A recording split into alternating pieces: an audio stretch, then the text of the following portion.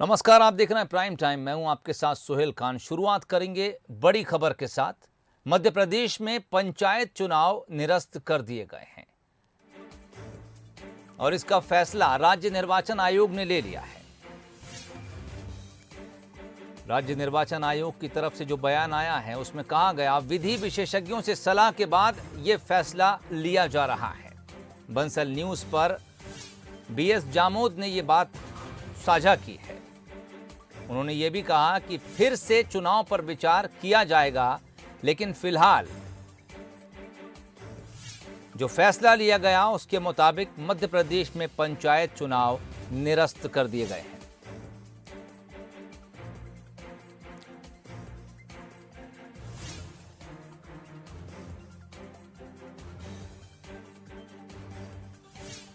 Sir, जो आपने फैसला लिया है किस आधार पर आपने जो फैसला लिया गया है? देखिए, 4 दिसंबर को हमने निर्वाचन की प्रक्रिया प्रारंभ की थी, जो कि 21 नवंबर के अध्यादेश के पश्चात की थी। मध्य प्रदेश शासन ने जो 21 नवंबर को अध्यादेश जारी किया था उसको वापस ले लिया। तो ऐसी स्थिति में कंडीशन परिवर्तित हुई हैं। ऐसी स्थिति में फिर हम ये निर्वाचन की प्रक्रिया पे क्या करें, तो हमने लीगल ओपिनियन लिया और लीगल ओपिनियन के आधार पर हम आयोग इस निर्णय पर पहुंचा है कि ये निर्वाचन की प्रक्रिया को कंटिन्यू नहीं किया जा सकता है। ऐसी स्थिति में हमने ये निर्वाचन प्रक्रिया निरस्त कर दी। सर, आधार क्या बनाया गया है चुनाव निरस्त करने का? ये आधार यही है कि जब हमने निर्वाचन की प्रक्रिया प्रारंभ की थी उस समय वार्ड विभाजन की स्थिति डिफरेंट थी, अब स्थिति डिफरेंट हो गई है। ऐसी स्थिति में उस प्रक्रिया को निरस्त नहीं, वो कंटिन्यू नहीं किया जा सकता था और इसीलिए हमने ये प्रक्रिया को निरस्त किया है। सर, आगे की क्या प्रक्रिया होगी? क्या 2018 में जो परिसीमन और आरक्षण किया गया था, क्या उसके आधार पर आप चुनाव कराएंगे? वर्तमान में जो परिसीमन लागू है उस परिसीमन के आधार पर आगामी निर्वाचन प्रारंभ करने के लिए विचार किया जाएगा। सर, जिन लोग मैदान में थे उन लोगों का क्या होगा? जिन लोगों की जमानत राशि वर्तमान में, जो उन लोगों के जिन अभ्यर्थियों ने अपने नॉमिनेशन पेपर्स जमा किए थे, उन्होंने जो निक्षेप राशि जमा की थी वो निक्षेप राशि संबंधित के चाहने पे उन्हें वापस कर दी जाएगी। सर, अध्यादेश आया था कि 2014 और 15 से चुनाव कराए जाएं। अब आपके पास जो परिसीमन रहेगा उस जो आपके पास अभी है 18 और 19 का, तो क्या उससे चुनाव कराए जा सकते हैं अभी? जी हाँ, परिसीमन वर्तमान में जो भी लागू है उस पर निर्वाचन की प्रक्रिया प्रारंभ करने पर विचार किया जा सकता है। अभी कौन सा लागू है सर? अभी फिलहाल में 18-19 उसके आधार पर चुनाव। तो सर, क्या आप लोगों की आगे की स्टेप क्या होंगे, ये जानना चाहते हैं। आगे की स्टेप आगे जैसे आप बता रहे हैं कि नवीन जो परिसीमन होगा उसके आधार पे और शासन द्वारा जो आरक्षण किया जाएगा उसके आधार पर हम आगे कार्रवाई करेंगे। ये कुछ चीज़ जानना चाहूँगा सर। सरकार गई है कोर्ट के पास, सुप्रीम कोर्ट के पास, उन्होंने बोला 4 महीने के लिए स्थगित कर देने चाहिए चुनाव को। तो क्या अब उसका असर नहीं पड़ेगा? सुप्रीम कोर्ट कुछ आदेश आप लोगों को निर्देश दे सकता है और अभी आपने जो है फैसला ले लिया? नहीं, अगर कोर्ट कहता है और जल्दी कराएं तो हम जैसा कोर्ट का आदेश होगा उसका भी पालन करने के लिए तैयार हैं। अभी आपको 3 जनवरी में आपको भी अपना पक्ष रखना है सर? अभी तो जो भी होगा हम लोग अपना पक्ष तो रखेंगे ही निश्चित तौर पर निर्वाचन के लिए सदैव तैयार हैं। जी। तो आपने सुना कि मध्य प्रदेश के पंचायत चुनाव हैं वो निरस्त हो चुके हैं और जो अध्यादेश था उसके आधार पर चुनाव कराए जा रहे थे। अब वो अध्यादेश में सख्ती नहीं है, तो अब मध्य प्रदेश में चुनाव नहीं हो सकते हैं। कैमरा पर्सन अश्विनी सिंह के साथ आकर्ष शर्मा, बंसल न्यूज, भोपाल। तो इधर पंचायत चुनाव निरस्त होने का आदेश जारी हुआ और उधर सियासी प्रतिक्रियाएं आना शुरू हो गईं। आइए सुनाते हैं आपको कुछ ऐसी ही प्रतिक्रियाएं। आज चुनाव आयोग ने बहुत स्पष्ट कर दिया है कि 2019 के परिसीमन पे ही चुनाव वो करा सकती है इस वक्त में। तो बात स्पष्ट है, प्रमाणित है। कमलनाथ सरकार ने जो परिसीमन किया आज वही सामने है और ये लोग उसको रद्द करके और एक नया अध्यादेश लाके 2014 का पुराना परिसीमन नवीन होना चाहिए उस पर कराना चाहते थे। तो इनकी मंशा पहले से साफ थी भी नहीं। आज भारतीय जनता पार्टी पूरी तरह से पूरे प्रदेश में बेनकाब खड़ी है। गाँव का एक एक व्यक्ति, पंचायतों का एक एक व्यक्ति इनकी मंशा को समझता है आज और इनको साजिश करता समझ रहा है। याचिकाकर्ताओं पे ये आरोप लगाते हैं लेकिन ये हैं साजिशकर्ता और इनकी साजिशें आज ऐसी बेनकाब हुई हैं कि ये मुंह दिखाने लायक नहीं बचे हैं। मुझे आशय होता है कि निरस्त करने के बाद उन लोगों का क्या होगा जिनके पैसे खर्च हो चुके हैं, जो निर्वाचित हो चुके हैं, लाखों रुपए खर्च हुए हैं, लाखों लोगों के लाखों रुपए खर्च हुए हैं, उसकी भरपाई कौन करेगा? और निश्चित रूप से पिछले वर्ग के आरक्षण के साथ में जो अन्याय हुआ है उसको लेकर कौन न्याय करवाएगा? सारी चीजों से साफ लगता है कहीं ना कहीं भारतीय जनता पार्टी के दबाव में राजनीतिक आयोग ने ये निर्णय लिया है। जबकि मेरा ये कहना है कि इसको जब चूंकि 2014 का आरक्षण का मामला खत्म हो चुका है, तब यथा स्थिति 2019 की बनती है। कांग्रेस कार्यकाल में मुख्यमंत्री रहे आदरणीय कमलनाथ जी ने जो परिसीमन कराया था, जो आरक्षण कराया था, जो पंचायत का गठन किया था, उसका अस्तित्व वापस आज की तारीख में अस्तित्व में आ चुका है। तो राज्य निर्वाचन आयोग एक संवैधानिक संस्था है, उसकी जिम्मेदारी बनती है कि वो उन चुनाव कराए और 2019 की यथा स्थिति के आधार पर चुनाव कराए। पंचायत चुनाव निरस्त हो चुके हैं। इसमें एक तरफ कानूनी पेंच फंसा है तो दूसरी तरफ इस पर सियासी तापमान चढ़ा हुआ है। मध्य प्रदेश में दिग्विजय सिंह बनाम बीजेपी की जंग छिड़ गई है। कुल मिलाकर ये एक ऐसा मुद्दा बना हुआ है जिसमें सियासत लोगों को समझ में नहीं आ रही है और जिनको समझ आ रही है वो एक दूसरे को ही नासमझ कह रहे हैं। पंचायत में दिग्गी वर्सेस बीजेपी। दिग्गी ने वीडी को बताया नासमझ। चुनाव टालने के पीछे बीजेपी जिम्मेदार।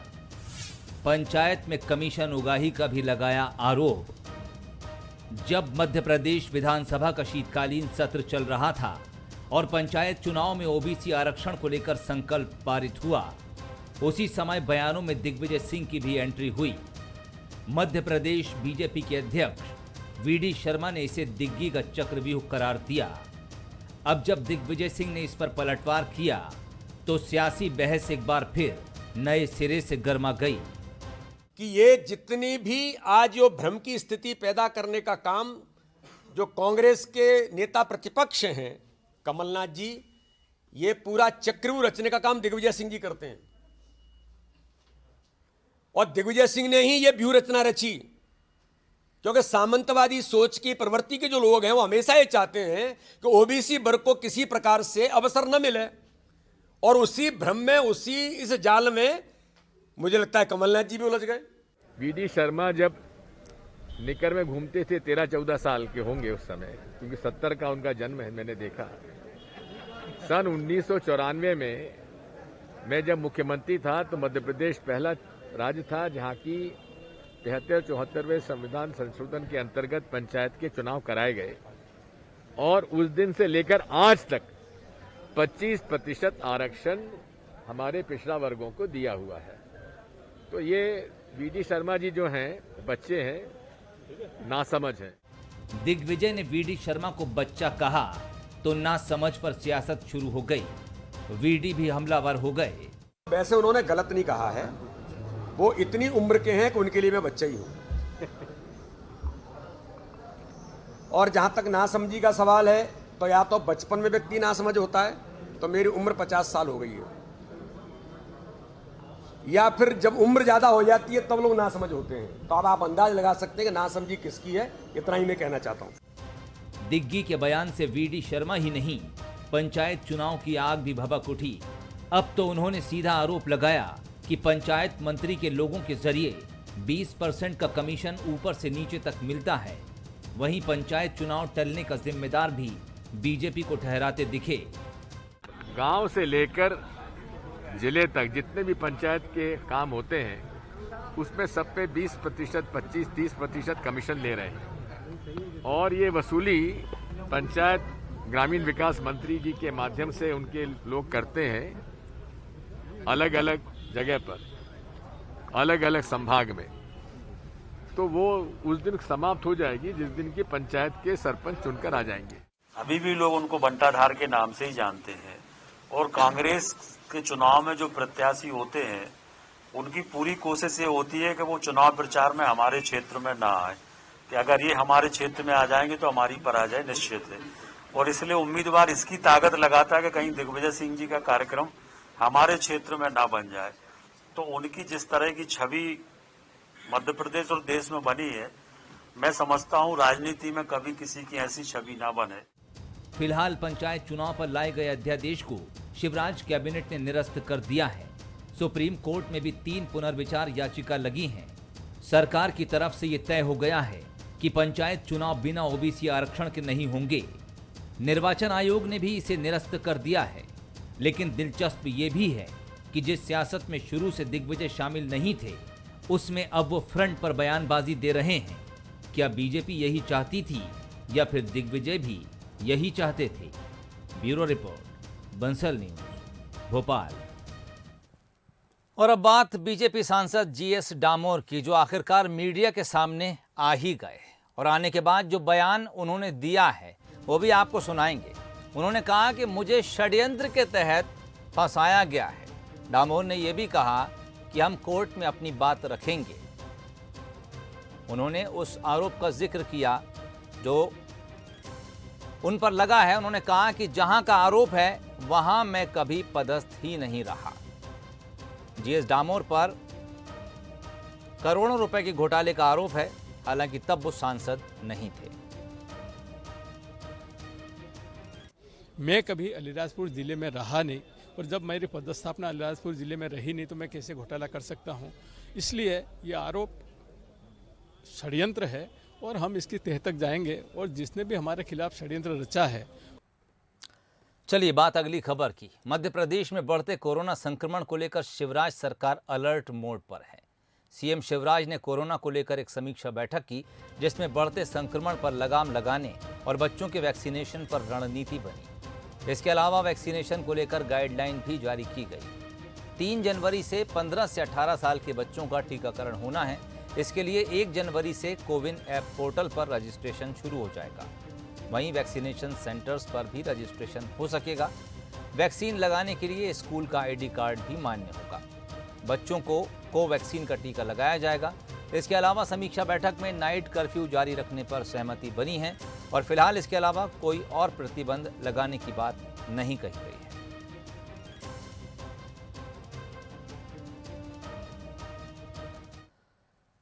और इधर मध्य प्रदेश में 24 आईपीएस अधिकारियों के तबादले कर दिए गए हैं। इनमें इरशाद वली को प्रभारी आईजी भोपाल देहात का बनाया गया है।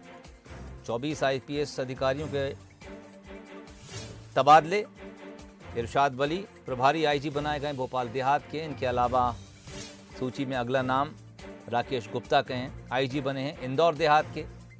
संजय तिवारी प्रभारी आईजी इंटेलिजेंस बनाए गए हैं, जबकि आर के हिंगणकर एसीपी क्राइम इंदौर बनाए गए हैं। मिथिलेश कुमार शुक्ला डीआईजी रीवा, तो सचिन अतुलकर को एसीपी भोपाल बना दिया गया है।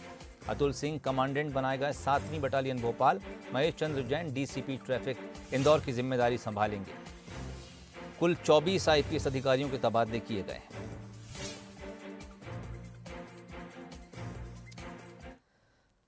खबरें। भारत में धर्म को लेकर एक अलग तरह का सर्वे सामने आया है। इस सर्वे के मुताबिक हिंदुस्तान में हिंदू युवा सबसे कम धार्मिक हैं। चौंकिए मत, सर्वे में यही तथ्य सामने आए हैं, जबकि सर्वे में पाया गया कि सिख युवा सबसे ज्यादा धार्मिक हैं। इसका खुलासा centre for the study of developing societies यानी कि CSDS और लोकनीति के किए एक सर्वे में सामने आया। 15 से 34 साल के युवाओं में किए गए सर्वे में यह सामने आया कि 82% सिख, 74% ईसाई, 72% मुस्लिम और सबसे कम 69% हिंदू युवा धार्मिक हैं। यानी कि भारत में मुस्लिम युवा हिंदू युवा से ज़्यादा धार्मिक हैं, जबकि हिंदू युवा धार्मिक स्थल जाने में मुस्लिम युवा से आगे हैं। यही नहीं, देश में पढ़ाई के मामले में लड़कियां आगे हैं, लेकिन जब नौकरी रोजगार की बारी आती है तो लड़कियां पीछे रह जाती हैं। आपको बता दें कि CSDS के Indian youth aspiration and vision for the future survey में 15 से 34 साल के 18 राज्यों के करीब 6000 युवाओं को शामिल किया गया था, जिसके बाद ये आंकड़े सामने आए।